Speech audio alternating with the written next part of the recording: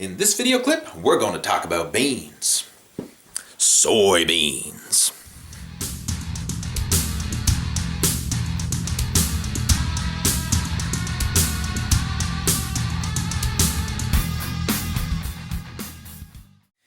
Hey there, how's it going? It is your muscle building coach, Lee Hayward here, and today we are going to discuss soy protein and soy products in general, and whether or not you should be consuming them as part of your diet plan. Now, a lot of experts out there will try and convince you that soy is a healthy source of vegetarian protein. Now, when you look at it from a macronutrient point of view, meaning the grams of protein, carbohydrates, and fat, it seems to stack up to any other source of protein out there. But there's a lot more going on behind the scenes than just the macronutrients. There's more to nutrition than protein, carbs, and fat. And soy is a great example of this, because there are actually enzymes in soy that act as anti-nutrients and that can block the absorption of amino acids in your system. I mean, it's one thing to consume a food, it's another thing to be able to absorb and utilize the nutrition in that food. So if you are not absorbing the amino acids, then it's essentially not doing diddly squat for you. So I mean, it's literally like canceling out the benefits of the soy protein in the first place. In addition to that, soy can mess with your hormone levels, and this is the one that just scares the crap out of me. Soy has phytoestrogens and isoflavones that can elevate estrogen, can lower testosterone, and just mess with your thyroid and a whole bunch of other things. And to kind of give you an idea of just how severe this is, if you were to feed a baby a soy-based infant formula, that is providing the same amount of estrogen as 5 birth control pills per day. So I mean, that just blows my mind. I mean, I can only imagine the future epidemic that's going to be upon us. I mean, I can visualize, I'm obviously giving birth control pills to a baby girl is going to be devastating enough, but can you imagine the impact it's going to have on baby boys? And I can picture the next generation of men with severe cases of man boobs, low sperm count, and God knows whatever else. I mean, it's pretty serious stuff, and that's why I'm making this video.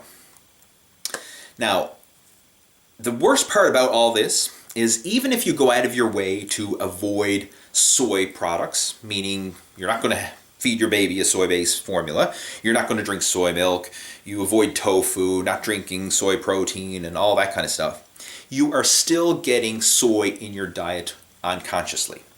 And what I mean by this is soy is found in virtually every processed food out there. And I challenge you, go to your kitchen right now and pick up any packaged or processed foods that you have, anything with a nutritional label on it. As a loaf of bread, a can of soup, a bottle of salad dressing, whatever you have, just pick it up and start reading through the label.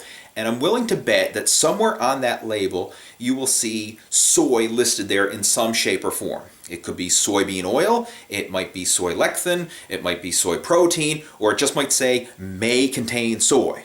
I mean, whatever. But just check out the labels, and even when you're at the grocery store, you know, when you're just browsing through the aisles, pick up some products and read the labels, and you will be shocked at how many products these days have soy listed in the ingredients. Now, I mean, this kind of raises the question, where in the heck did all this soy come from? I mean, if it's so bad for us and there's so many side effects, why are we seeing so much soy? And the bottom line is money. You know, money talks and bullshit walks. And unfortunately, there are greedy soy manufacturers out there who are lining their pockets at the expense of the health of innocent consumers, because they've spent billions and billions of dollars trying to promote soy protein as a healthy food, and they've done a darn good job of convincing the average person that soy is a health food. In fact, when surveyed, 85% of people believe soy is a health food and that it's good for you, despite the side effects that I just listed. So they've done a darn good job in brainwashing people into believing soy is good, but unfortunately, it's not. All right. I mean, soy originally started being farmed as a fertilizer and cheap cattle feed. It was never intended for human consumption. I mean, it only was fit for human consumption after the Chinese figured out how to ferment it. And then even then, it was only used as, I guess, a side or a condiment, like soy sauce or something, to like an add-on. It wasn't meant to be a primary food source in itself. And in traditional Asian cultures, they consume far less soy than what the mainstream America is trying to tell us is healthy and what we should be consuming. So, I mean, even in traditional Asian cultures, the amount of soy is minuscule compared to what a lot of people are consuming today. So, where did all of it come from? I mean, what's the deal? Soy is a cheap product to grow. There are huge profits in it, and that's why we are seeing so much of it. And it's scary because it's kind of like we have all this crap. What do we do with it? They're basically putting soy in every processed food out there and just making a ton of cash in the process. I mean, over the last 20 years, the soy industry has gone from about 300 million to over $4 billion in revenue. And I can only imagine where it's going to go in the future unless people start to realize what's going on and start to take control of their health. And that's the bottom line of this video, is I wanted to provide some insights to what's going on, but don't take my word for it. I encourage you to do your own homework, to read up on this yourself, and to come to your own conclusions. And to help you with this, I've actually put together a whole blog post on my website that I want you to check out. So just click on the link right below this video clip and you'll get some more information. And I also have links to other resources that you can check out. And don't stop there. I mean, you can even do a Google search and read up on soy and find a ton of information out there about the history of soy and the side effects and all kinds of stuff. So again, I encourage you, do your homework.